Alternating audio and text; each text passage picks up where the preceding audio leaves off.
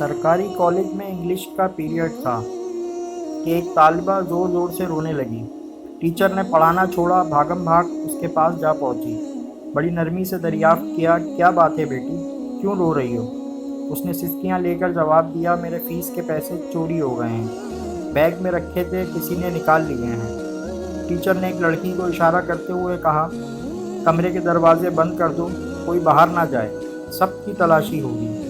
Teacher ने सामने की 3 रो से तालिबात की खुद तलाशी ली और फिर इन्हें पूरी क्लास की तालिबात की जेबें चेक करने और बस्तों की तलाशी की हिदायत कर दी। कुछ देर बाद 2 लड़कियों की तकरार से अचानक क्लास एक बार फिर शोर से गूंज उठी। टीचर अपनी कुर्सी से उठते हुए बोली, क्या बात है?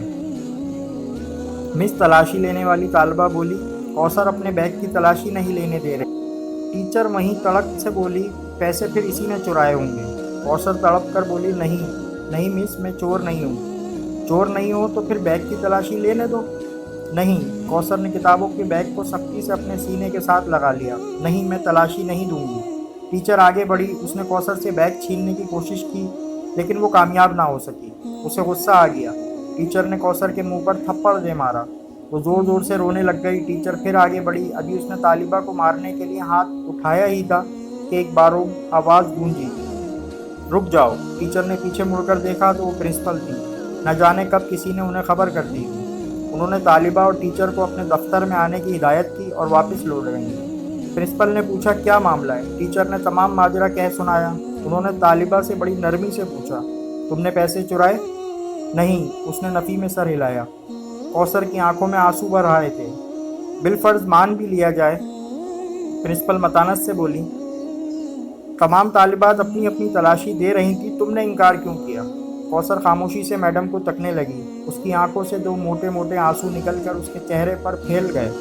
टीचर ने कुछ कहना चाहा, जहाँ दीदा प्रिंसिपल ने हाथ उठाकर उसे रोक दिया। प्रिंसिपल का दिल तालिबा का चेहरा देखकर उसे चोर मानने पर आमादा ना था। फिर उसने तलाशी देने के बजाय तमाशा बनना गवारा क्यों किया?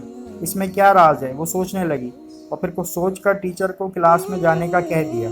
प्रिंसिपल ने बड़ी मोहब्बत से कौसर को अपने सामने वाली नशिस्त पर बिठाकर फिर इस्तफसार किया। उसने खामोशी से अपना बैग उनके हवाले कर दिया। प्रिंसिपल ने इश्तियाक, तजस्सुस और धड़कते दिल के साथ बैग खोला। मगर ये क्या?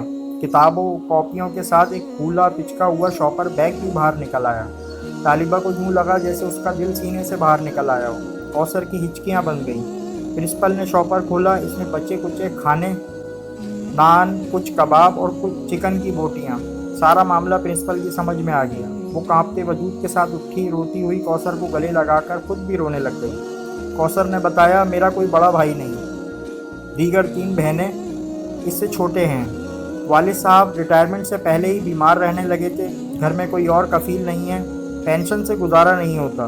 भूख से मजबूर होकर एक दिन रात का फाका था, नाश्ते में कुछ ना था। कॉलेज आने लगी तो भूख और नकाहत से चलना मुश्किल हो गया। मैं एक टिक्का कबाब की दुकान के आगे से गुजरी तो कचरे में कुछ नान के टुकड़े और अध खाना एक चिकन पीस पड़ा देखा। बेख्तियार उठाकर खा लिया।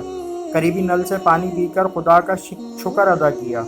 फिर ऐसा कई मरतबा हुआ। एक दिन मैं दुकान के थड़े पर बैठी पेट का दोज़ख भर रही थी कि दुकान का मालिक आ गया। उसने मुझे देखा तो देखता ही रह गया। नदीदों की तरह नान और कबाब के टुकड़े खाता देखकर पहले वो परेशान हुआ, फिर सारी बात उसकी समझ में आ गई। वो एक नेक और हमदर्द इंसान साबित हुआ।